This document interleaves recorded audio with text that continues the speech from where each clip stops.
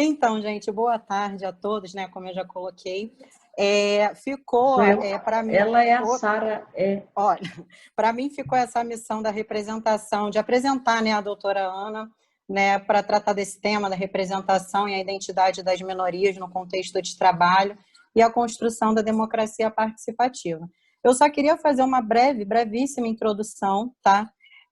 A respeito desse tema, porque eu entendo que quando o debate está acerca, né, da discussão, da exploração do trabalho, a gente precisa levar em consideração toda a influência que o patriarcado e as marcas da escravidão deixaram na gente enquanto sociedade.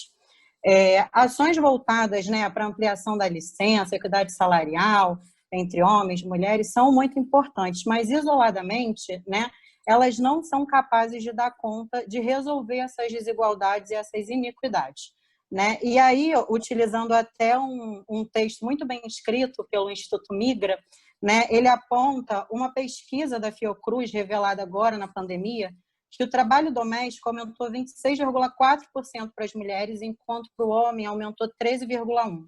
E, segundo o IBGE, né, foram 18,3 mulheres afastadas do mercado de trabalho, enquanto as dos homens foram 11,1%. Então, assim, existem muitos desafios para as questões das instituições e dessa minimização das desigualdades, né? Principalmente depois desse relato. Eu gostaria só de colocar como, até o deputado Molon colocou na fala de abertura, que os conselhos profissionais, eles convivem, além desses desafios, de outros desafios, principalmente agora, muito fortemente colocado em relação à questão da desinformação, que tem sido um problema muito grave. Eu imagino que todos os conselhos estejam enfrentando essa situação. Gostaria de deixar como sugestão algumas ferramentas que eu já andei observando sobre a questão da participação, da democracia participativa, né, no mestrado, como, por exemplo, as ferramentas, né, das consultas e das audiências públicas, né, que são canais institucionais que acabam por ser uma oportunidade de participação e organização dessa participação na instituição. Diante disso, diante de todas essas colocações, né, eu gostaria de chamar a doutora Ana Lúcia Teles, a presidente do nosso Conselho de Enfermagem, uma mulher que eu fico muito feliz em poder estar compartilhando aqui esse espaço agora, tá? E a palavra é toda sua. Era isso que eu tinha para falar, gente. Sara, que bom. Boa tarde, Sara. Boa tarde, Manuela. Boa tarde a todos e todas. Vocês não têm noção do prazer de ser apresentada por uma moça jovem, tá, Sara? Eu clamo, acho que a juventude está aí para chacoalhar esse país que está precisando, né? Nós já fizemos muito, enquanto mulheres lutadoras que estamos no mercado de trabalho, trabalhadoras, enfim. Mas há muito que ser feito dentro do cenário, né? Desenhado nos últimos 5 anos desse país, né? E aí é um desafio que a Manuela me deu. Antes que eu avance, eu queria mandar um beijo enorme para todos os fiscais do Corém RJ, para a vice-presidente Ana Tereza, que está participando do evento, tá? Atendeu ao chamado. E, assim, queria dizer para os senhores, tá, que eu sou uma curiosa, uma estudiosa, eu não sou professora, tá, da questão do processo de trabalho, da inserção da mulher nesse processo de trabalho, da minha condição de mulher negra e enfermeira que sou. E, assim, a minha apresentação ela vai estar impregnada do processo de trabalho que eu vivenciei durante 40 anos na minha vida profissional como enfermeira, sempre trabalhando na assistência. Estou presidente do Conselho Regional de Enfermagem do Estado do Rio de Janeiro, o triênio 2018-2020.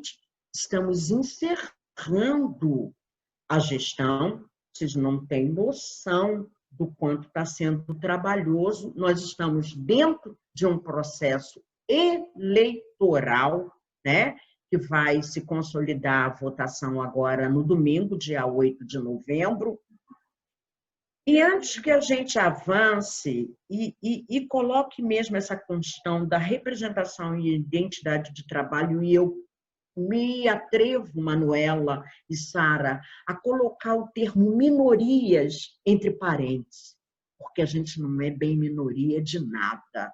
Nós somos o maior número. Que a gente precisa buscar é organização para se tornar, de fato, uma força de trabalho que vai determinar e intervir na realidade do processo de trabalho desse país, tá?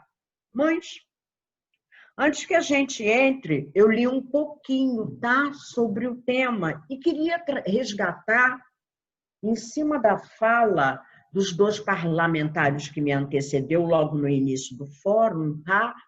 O que está apontado na Constituição Brasileira de 1988, tá? Que hoje é alvo, inclusive, de bombardeios de alguns parlamentares.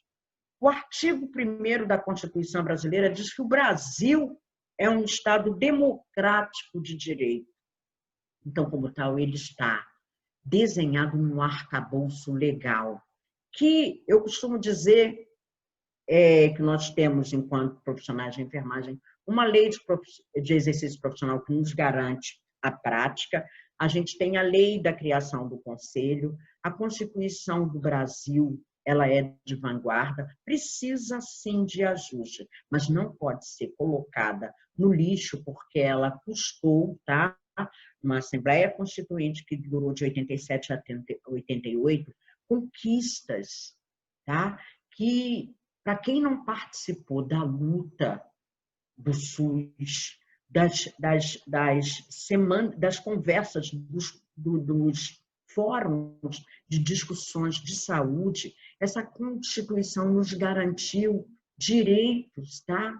Que é temerário alguém pensar em desconstruí-lo, né? Então, ela é uma Constituição soberana que está pautada na cidadania das pessoas que habitam esse país, tá? Pautado na dignidade humana, nos valores sociais do trabalho e da livre iniciativa. Ela é uma Constituição belíssima, que inclusive está pautada, tá, em preceitos da Declaração Universal dos Direitos Humanos, que diz que trabalho, educação, saúde, moradia é direito do ser humano que precisa viver de forma digna.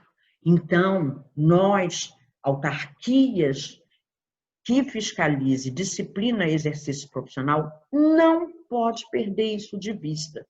E também precisamos nos colocar e ter um entendimento de que nós somos o povo que a gente está guardando a garantia de uma qualidade de serviço com vista a garantir tudo isso que está apontado lá na nossa Constituição. Nós temos uma responsabilidade, nós temos uma função enquanto formadores de opinião, enquanto alguém que labuta para garantir ao usuário do sistema de saúde, ao usuário do sistema educacional, ao usuário do sistema político, uma vida digna de acordo com o estabelecido na Constituição brasileira.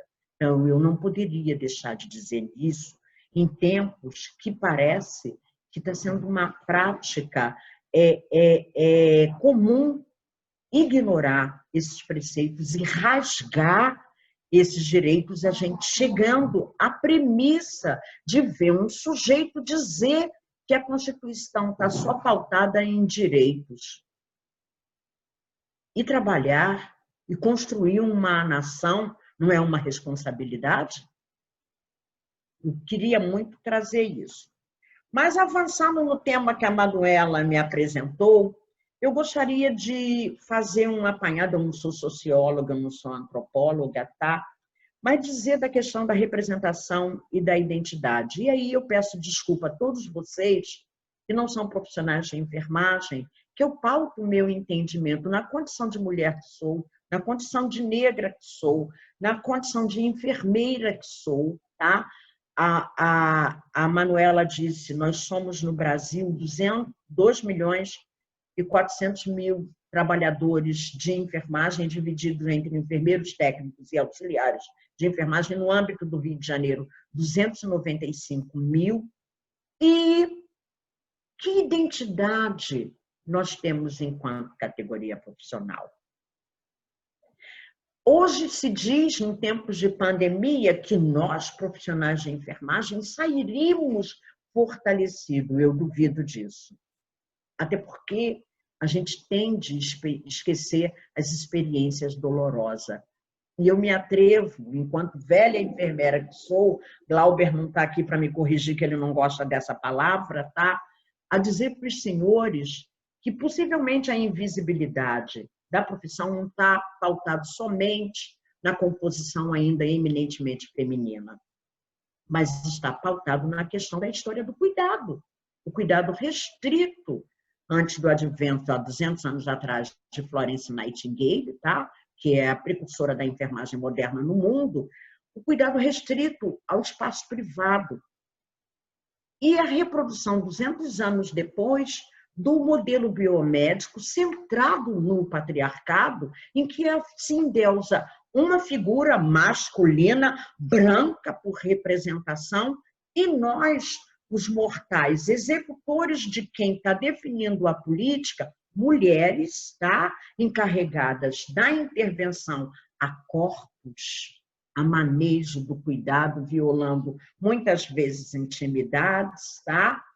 As pessoas não gostam de recordar essa experiência.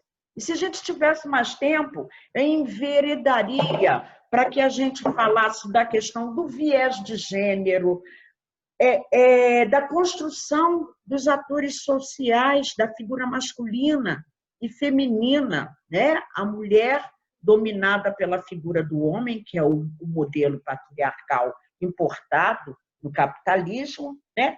E a gente precisa fazer uma contextualização, e daí a gente traz a responsabilidade das autarquias que fiscaliza o exercício profissional, tá? Que o momento é que nós saiamos do espaço de só disciplinar e fiscalizar, enquanto formadores de opinião, tá? Vou usar e pegar emprestado quem falou sobre chacoalhar exatamente a noção de cidadania e da importância que o trabalhador precisa ter na construção desse país. E aí, não dá para falar sobre representação e identidade sem se reportar à década de 70 com a institucionalização da presença da mulher no mercado de trabalho. E ninguém vai poder dizer para a gente que a gente tem dupla, tripla jornada. Eu, por exemplo, a minha vida profissional inteira, eu sempre trabalhei em 2 vínculos empregatícios. Eu só não me casei e tive filhos porque eu não ia dar conta da 3ª jornada, tá? Mas nós temos duplas, triplas e, às vezes, 4 jornadas. E aí, antes que a gente fale um pouquinho das responsabilidades, é fundamental que nós passemos, tá? Uma passada bem consistente, tá? Na questão no âmbito das relações humanas. Na história da humanidade, deixa eu só pedir licença. Ana, me arruma uma água, filha, que eu começo a falar, eu preciso beber água, por favor. As relações humanas, elas só se caracterizam como tal e deixam de ser relações abusivas numa sociedade machista, racista, quando a gente tem a preocupação do envolvimento, do crescimento mútuo de todos envolvidos nessa possibilidade de relação. E para que a gente construa uma relação de crescimento mútuo, ela precisa estar pautada em valores éticos, mas que nunca a gente precisa falar de ética, mas que nunca a gente precisa falar de bioética, mas que nunca a gente precisa falar de empatia, da busca, do exercício de se colocar no lugar do outro. Eu digo para vocês que, ao longo da minha vida toda, eu sempre entendi que as relações humanas precisam estar pautadas nesses preceitos, tá? A vida, ela não avança se não for pautada em relações, e relações abusivas transforma a sociedade em terra de ninguém, né? E a necessidade do respeito mútuo, tá? Emerge do aceite que a gente precisa ter, enquanto relacionamento social, das singularidades e das diferenças. Eu sou diferente da Manuela, eu sou diferente da Sara, eu sou diferente do Sidney, tá? Eu tenho uma identidade. E que o Estado brasileiro anda ultimamente desconhecendo isso, né? E para que a gente fale de relações pautadas na ética, em valores, em empatias, em se importar com quem está do lado, a gente faz referências, tá? Aos 4 princípios da bioética, datada, discutida a partir da década de 70, né? Que são os princípios da beneficência, né? A gente está aqui para fazer o bem, a não maleficência, não fazer o mal, o respeito à autonomia do ser humano, tá? E a justiça, enquanto um pilar que deva regular todas essas relações estabelecidas. Mas, na história de colonização das Américas, especificamente na história de colonização da América do Sul, especialmente o Brasil, um país com dimensão continental, tá? A herança escravagista deixada enquanto cicatriz nesse país, tá? Nos promove e nos levam hoje, e se a gente tivesse tempo, a gente ia discutir um pouquinho de história, né? Dizendo que as pessoas hoje, mais de 40% da população brasileira em situação de vulnerabilidade, tá? Vulnerabilidade dentro do entendimento de que essas pessoas estão em situação de risco, tá? Em situação de fragilidades, por diversos motivos, tá? Sociais, econômicos, ambientais, e essa vulnerabilidade está levando a essas pessoas, tá? A uma exclusão social e a uma vulnerabilidade, a uma exposição jamais antes visto. A sede do Conselho Regional de Enfermagem do Rio de Janeiro é aqui na Avenida da Presidente Vargas. Eu estou no Conselho desde a intervenção no ano de 2008 e eu preciso dizer para os senhores que eu me assusto ainda hoje quando eu saio 8, 9 horas da noite aqui, a Avenida Presidente Vargas se tornou um grande dormitório. Normalmente, se você passar dirigindo, tá? Você tem a visão das pessoas alocada nas calçadas, nas 2 calçadas laterais e na calçada do meio. Mas quando você passa não dirigindo, você se atém a olhar para essas pessoas e vocês veem que não são moradores de rua. São pessoas que estão em possibilidade de retornar para o seu domicílio. São pessoas desassistidas de políticas públicas que foram desconstruídas, de transporte para chegar até a sua casa, que são 2 horas de ida, muitas vezes, e 2 horas de retorno, né? E nós, especificamente nós, profissionais e enfermeiros, que temos como principal ferramenta de atuação o cuidado e o cuidado a gente, tá? Precisamos desenvolver uma atitude.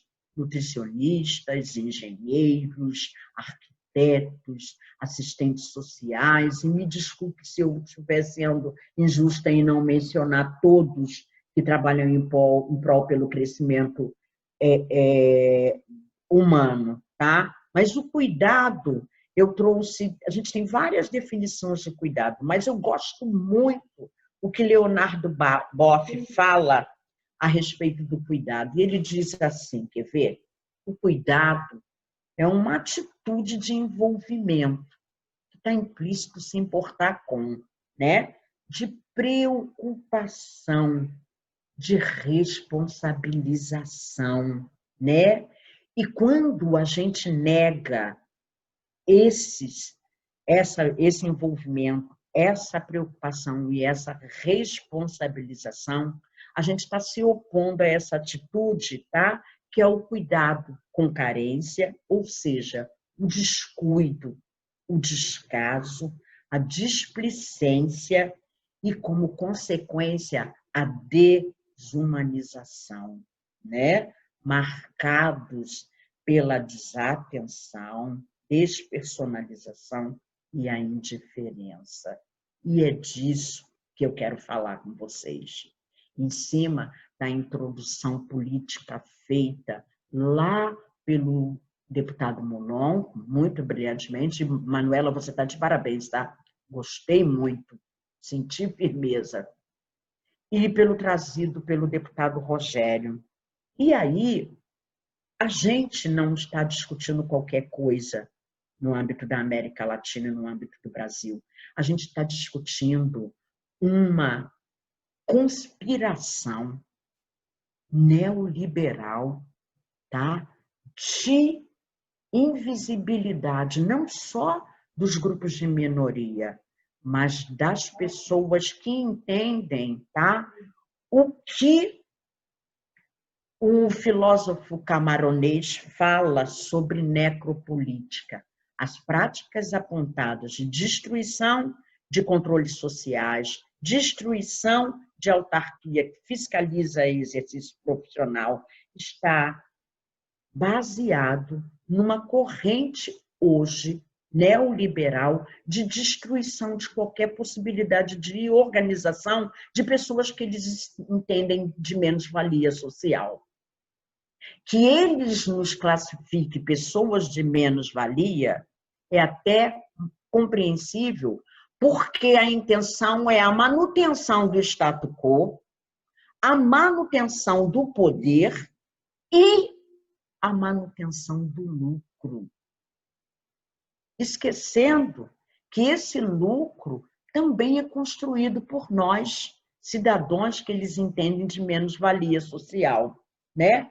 Então, ele diz que toda essa desconstrução da necropolítica praticada pelo atual governo brasileiro, praticada no Rio de Janeiro, aonde as pessoas elegem quem pode morrer, quem não tem importância, são as mortes não choradas, choradas somente pelos familiares quando os têm.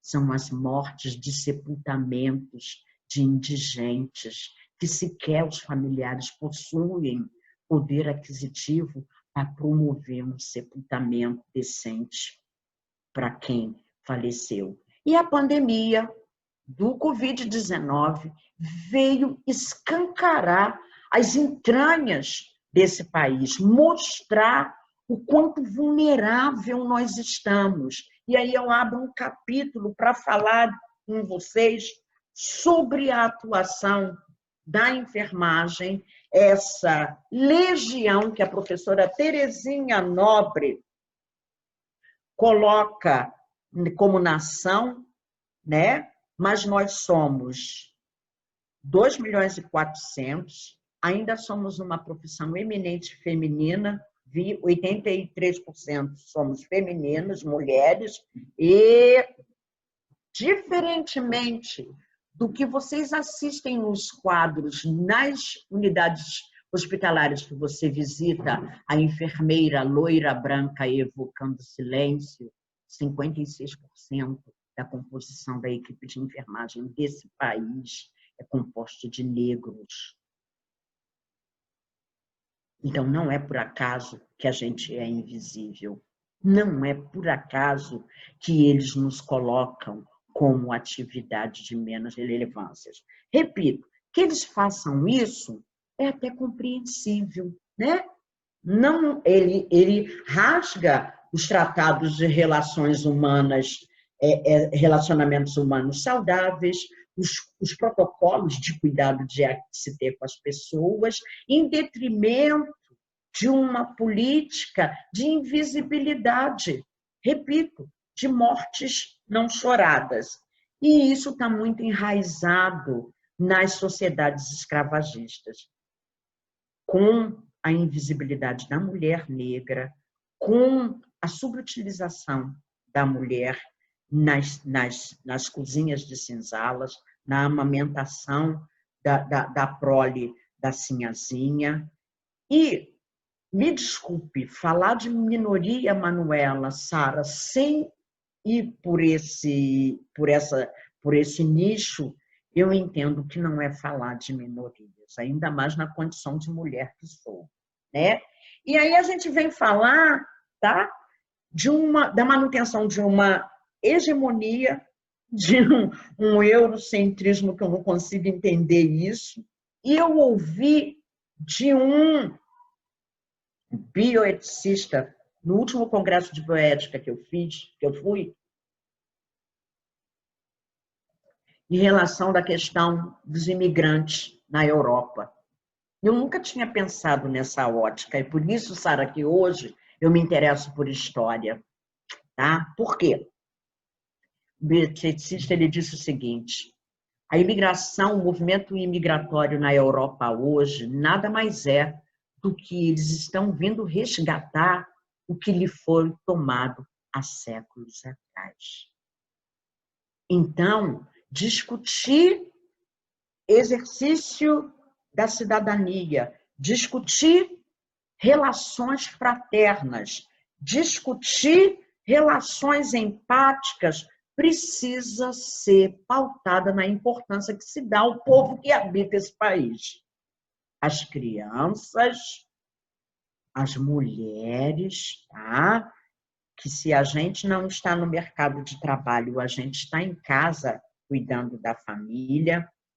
Eu não sei qual é o meu tempo, Sara, mas eu preciso dizer uma coisa. Olha, você está liberada para falar, tá bom? Então vamos embora. Quando tiver aqui com gargalo, eu aviso, mas vamos colocar um teto de 4,55. Mas eu acho que a gente tem que falar sim, esse espaço é nosso, vamos lá.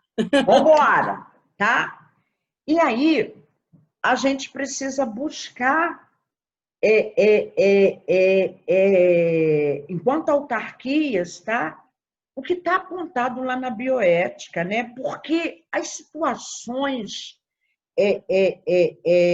persistentes dessa população, tá? Ela está historicamente consolidada, né? E persiste na história da humanidade desde muito antes da antiguidade, tá? Só que a gente está falando de quanto tempo de história humana? 2.000 anos, né?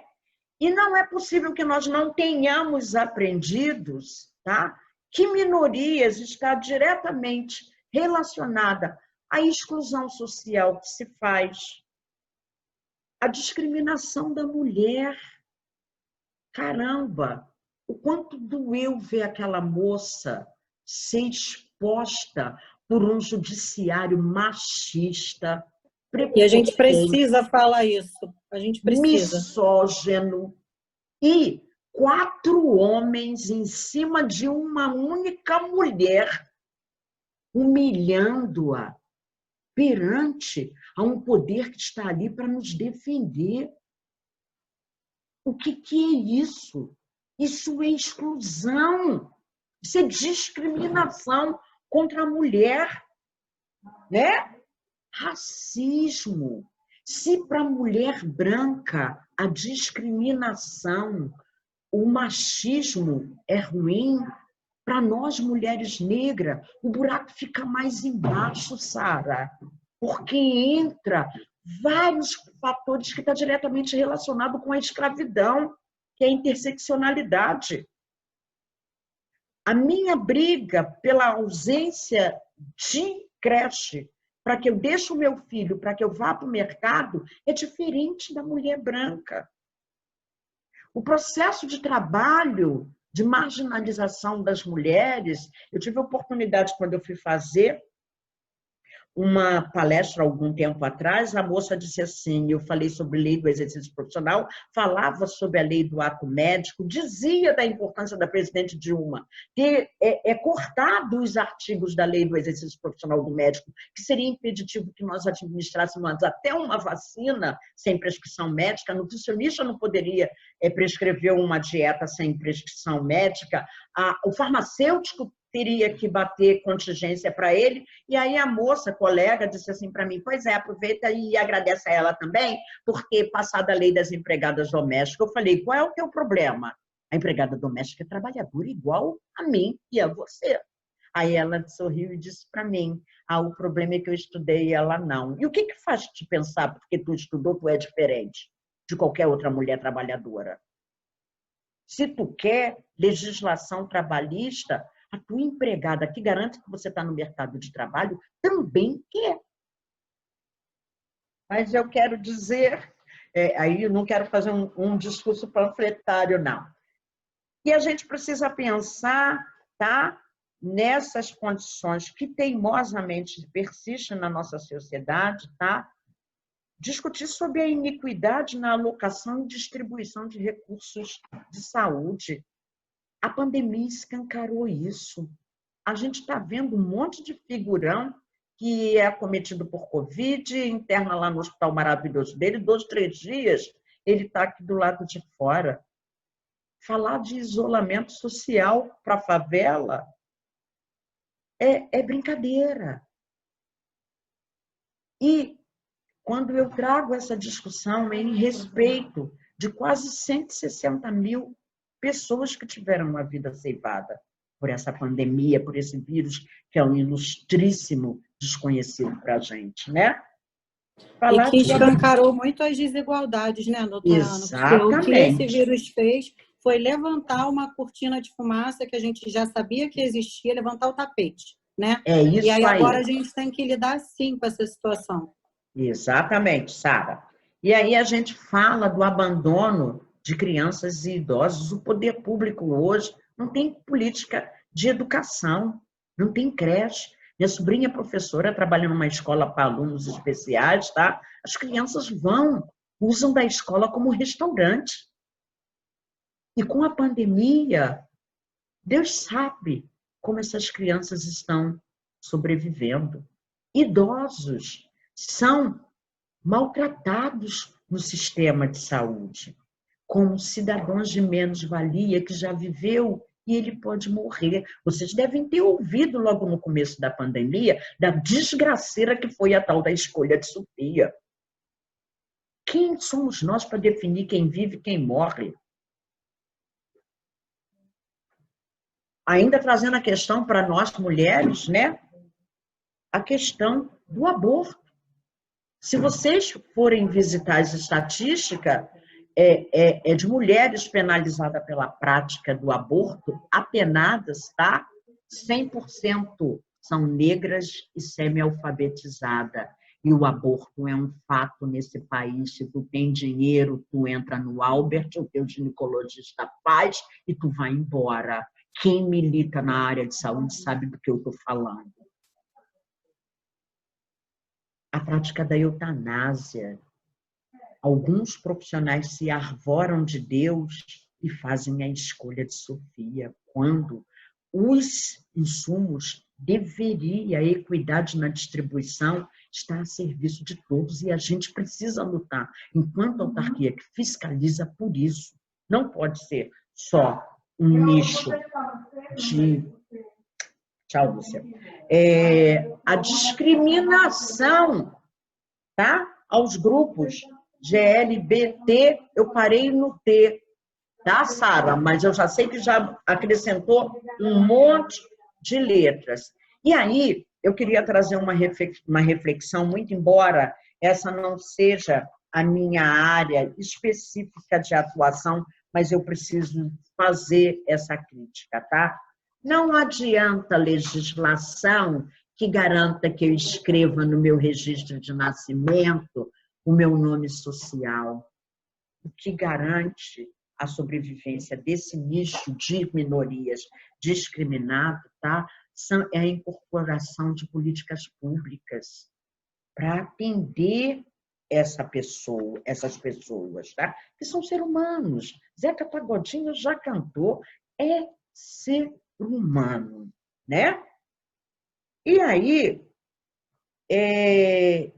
eu queria voltar um pouquinho rapidinho. Eu não sei falar, Sara, me ajuda, mas o Dani, se tiver, me ajuda também. Eu acho que é Achille Mbembe, o nome do filósofo. Eu estou apaixonada, eu estou lendo esse homem, estou comendo a leitura dele, né? E ele traz algumas reflexões dizendo, tá, que o racismo de Estado e o racismo é institucional, tá? O racismo é institucional.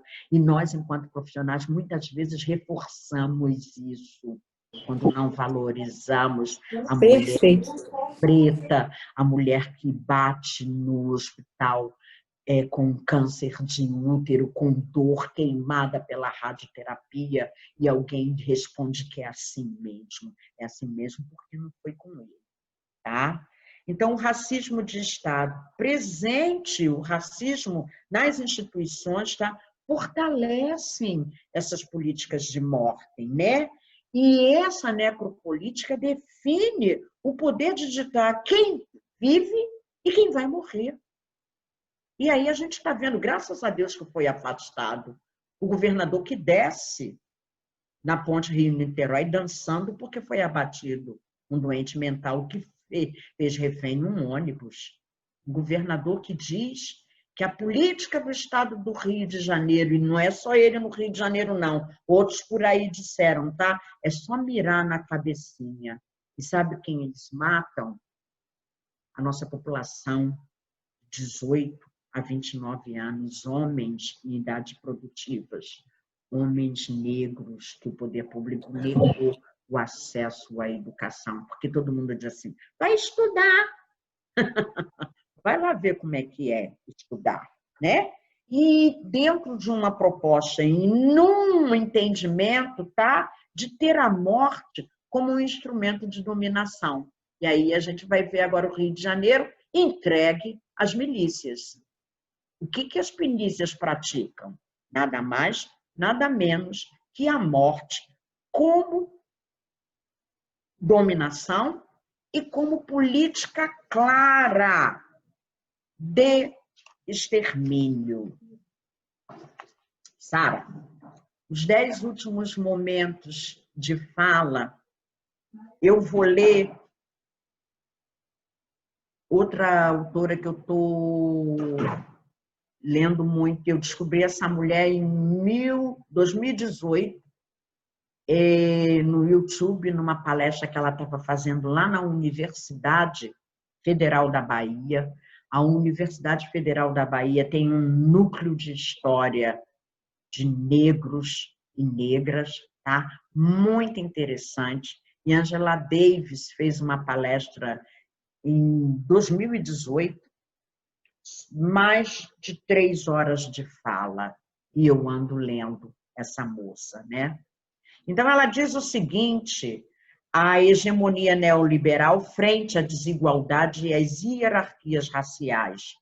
O movimento de construção da democracia participativa, e aí, Manuela, eu estou me reportando ao tema encomendado, né?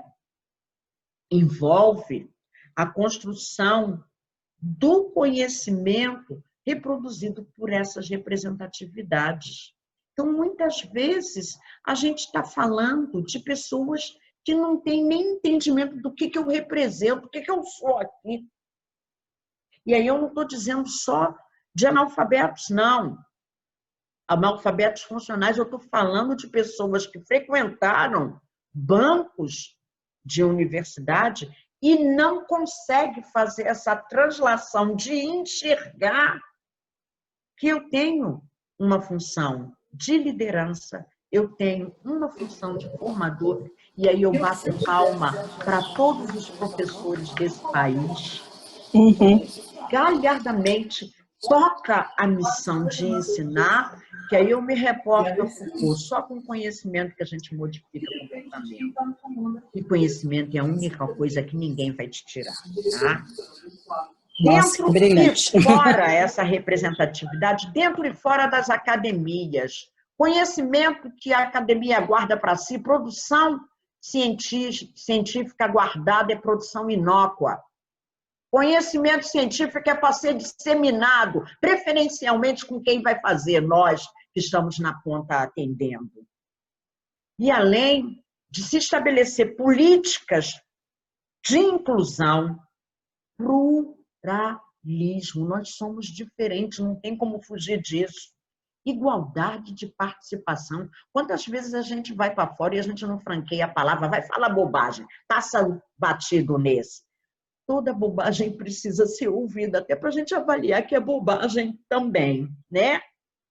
A construção da autonomia do ser humano, que perpassa por barreiras de convivência. O teu direito esbarra no meu, não é assim? É baseado numa construção de políticas sociais, tá? E essa relação está diretamente relacionada à reflexão intelectual, e daí o nosso papel enquanto formadores de opinião, e a militância política. Alguém disse no início da fala, olha só, é uma inserção política, mas não pode ser partidária. Se é política, que seja partidária, não partidária, mas que seja política, porque a gente não discute política nesse país, e eu sou uma enfermeira de formação que dizia que enfermeira é a política, não pode discutir política, mas eu era muito jovem na minha formação, eu não entendia que ser a política é uma escolha política, né? E quando eu opto por ser a política, eu estou delegando a quem discute poder, a quem discute políticas públicas, definir o que vai ser da minha vida. E aí não dá para a gente ficar chorando. Por isso que eu bato palma para Angela Davis, tá? Escutem isso que ela disse. Eu adoro isso, tá? O movimento de mulheres negras, quando se movimenta, toda a estrutura política e social se movimenta na sociedade. Cadê a moça do que vai conduzir o meu fogão e o tanque? Pois se desestrutura e desestabiliza as rígidas e consolidadas relações de desigualdade de poder no sistema capitalista. Então, para muita gente, muito embora levante a bandeira da liberdade, da igualdade, é muito bom que esse status se permaneça. Porque enquanto eu tiver a moça lá cuidando do meu fogão, está tudo certo.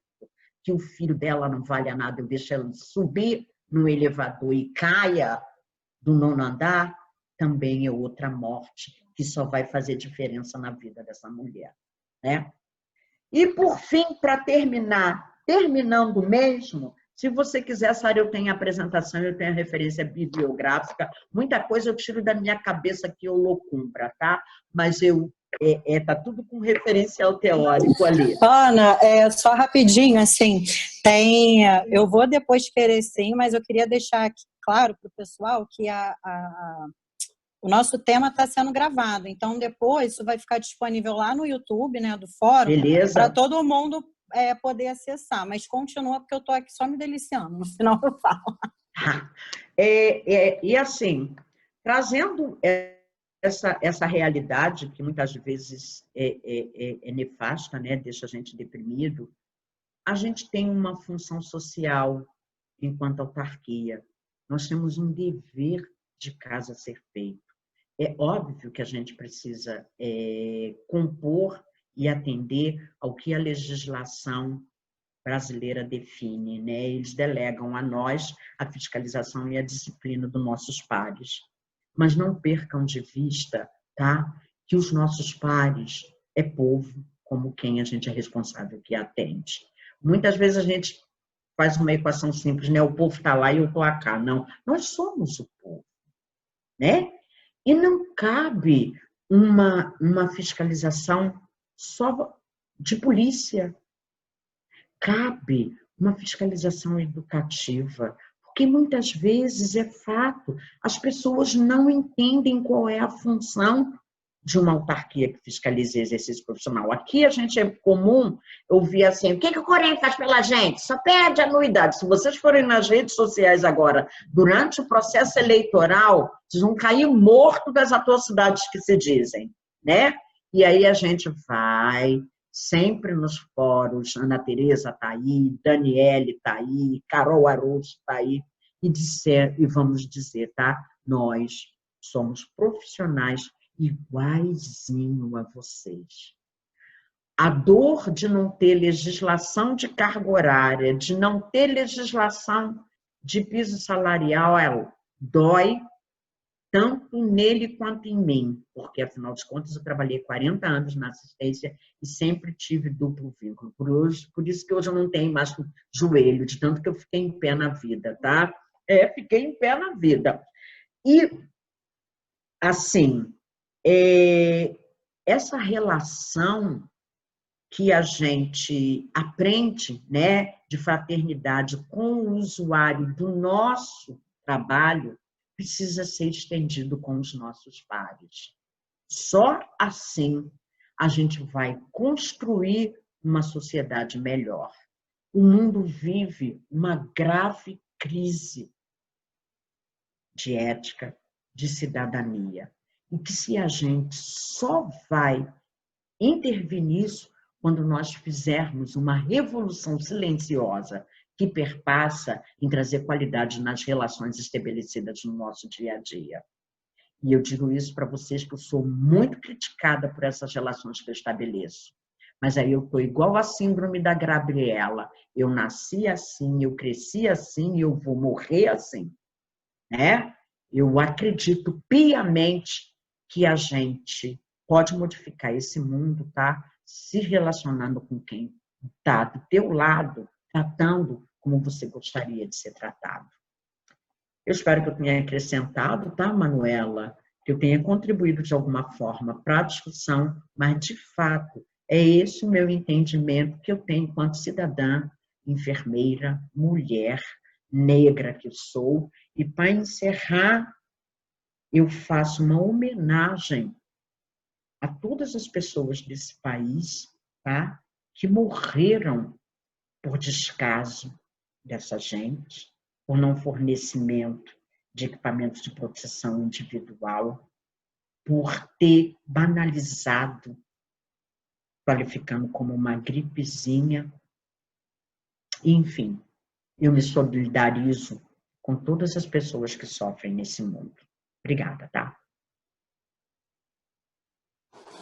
Nossa, olha, não estamos numa plateia, mas eu preciso bater palmas, tá, para você, para as suas falas, para as suas colocações, para a sua força, né? Eu fico muito feliz de poder participar, moderando essa mesa, o tema. Isso diz muito para mim, né? Como uma mulher também que está nesse processo de identificação. Como você colocou muito bem, não adianta a gente brigar por essa questão da minoria, da identidade, se a gente não se reconhece, né? Não adianta a gente achar que a gente vai conseguir construir políticas públicas se a gente sofre da síndrome da Madame Bovary, né? Que é não reconhecer o que é. Então, enquanto a gente não se reconhecer em todo o processo, infelizmente, as nossas políticas públicas nunca vão conseguir atender às nossas demandas. Então, assim, eu fiquei muito feliz, muito contente com as suas colocações. Isso me deu muita força para seguir em frente, porque nós sabemos o que significa a nossa presença nesses espaços, né? E eu estou feliz e com a energia renovada de estar aqui, tá? Aproveito a oportunidade para justificar a ausência do doutor Mário, porque ele teve um compromisso urgente. E vou deixar você falar mais um pouquinho, Ana, você de repente quiser aí colocar mais alguma contribuição no final, porque eu não canso de ouvir você falando. Deixa eu falar uma coisa para você, Sara. Assim, ao longo da minha vida profissional inteira, eu vou fazer 40 anos em maio de vida profissional, eu sempre soube da importância do trabalho da enfermagem na construção de saúde desse país, tá? É histórico. E tinha uma inquietação. Por que a gente é tão invisível? E eu tinha uma equação pronta na minha cabeça. Eu dizia assim, é porque somos mulheres, né? Mulheres. Mas não é não, tá? O buraco é mais embaixo. Perpassa pela história do cuidado, perpassa pela construção da colonização que aconteceu nesse país, perpassa pela história escravagista e perpassa pelo racismo que o capitalismo ratificou e aprofundou, né? Entender pessoas de menos-valia social como menos importantes é algo abominável em qualquer relação humana estabelecida. Daí a minha ojeriza ao atual momento político desse país. Tá? Eu tenho muito horror ao que eu estou vendo. E também eu tenho uma sensação que eu li de uma militante negra da Bahia. Ela escreveu assim, tá? A militância brasileira, tão ativa em diversos espaços de lutas, das associações dos moradores, aos partidos políticos. Por que não partido político? Sim, também, tá?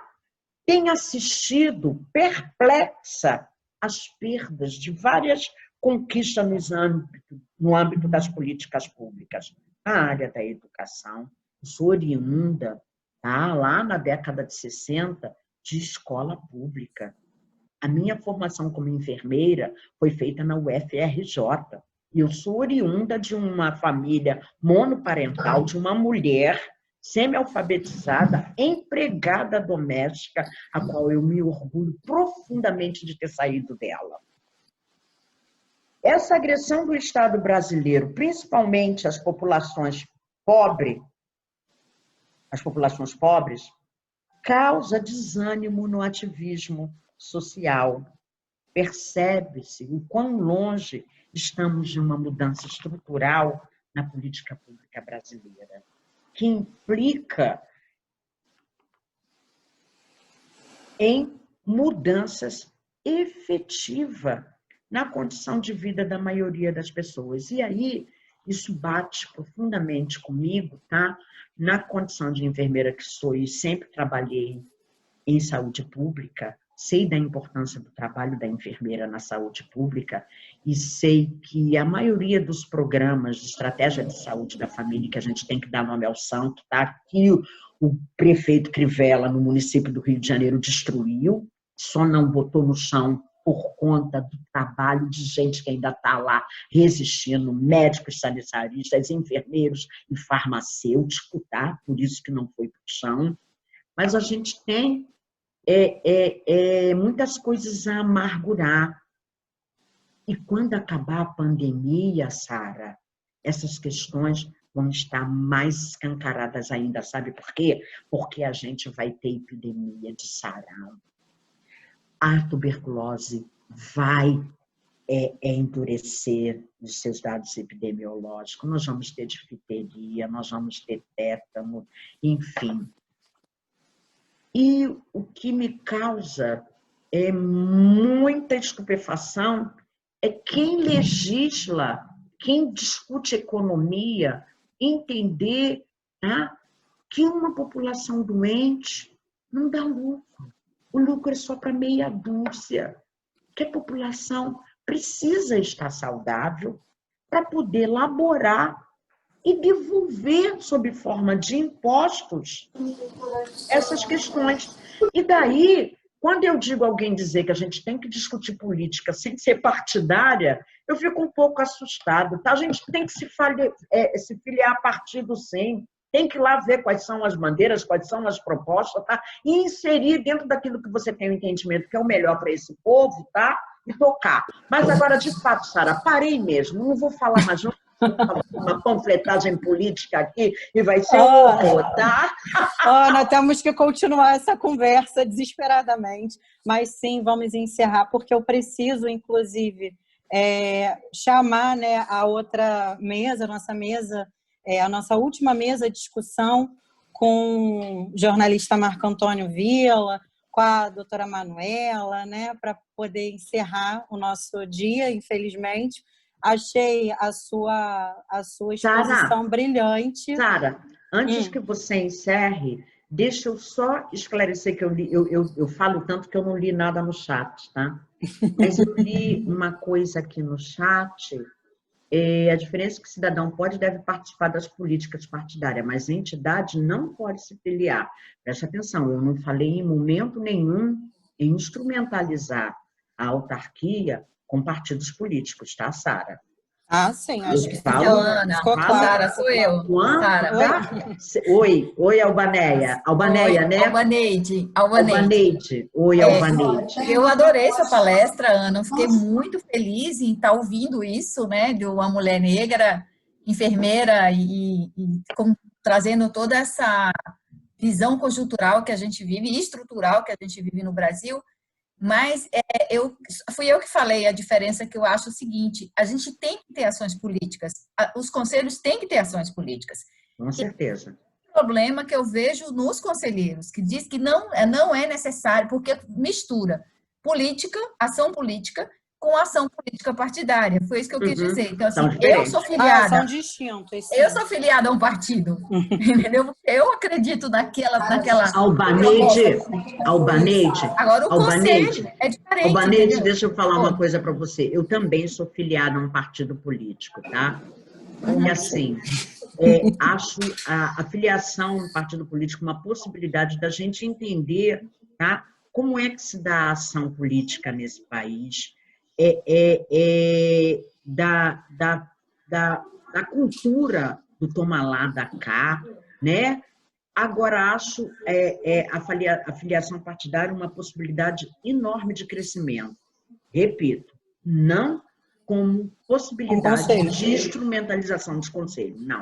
Até porque a gente está a serviço da comunidade, tá? Que a gente se propôs a fiscalizar e disciplinar. Gente, olha só, infelizmente eu vou ter que encerrar. Infelizmente, porque a gente já está no Eu acho que a Manuela queria falar alguma coisa. Eu quero Manuela, eu já vou passar então, tá? A gente continuar o debate após a próxima mesa que a gente tem, tá? Que a gente não pode atrasar com o próximo palestrante, ele tem um horário restrito. Então, vamos lá. Então, para a gente aproveitar a participação dele, eu queria sugerir que a gente convidasse agora, né? E depois dessa roda de conversa que a gente vai fazer, a gente retorna aí ao debate, que está muito interessante, não importa o coração ter que interromper, viu? Eu acho que são raros esses momentos, né? Que a gente